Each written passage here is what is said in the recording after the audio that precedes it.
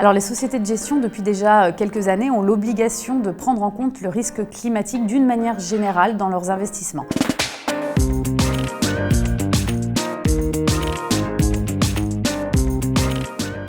Chez DNCA, nous l'avons fait en publiant au tout premier lieu les empreintes carbone, par exemple, de nos portefeuilles. C'était une forme de compréhension du risque. Mais aujourd'hui, on est allé plus loin en évaluant la trajectoire de chacun de nos investissements et de nos portefeuilles.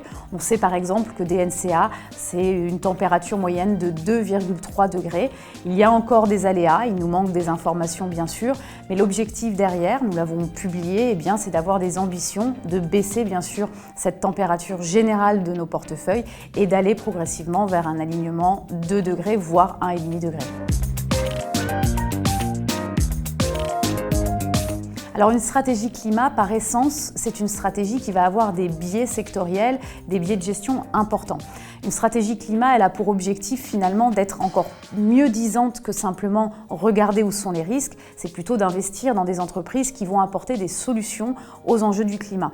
Nous, on peut le faire de plusieurs manières. Il y a par exemple des technologies aujourd'hui qui viennent en rupture de l'existant. Le bois versus l'acier, c'est une manière d'aller investir vers le climat.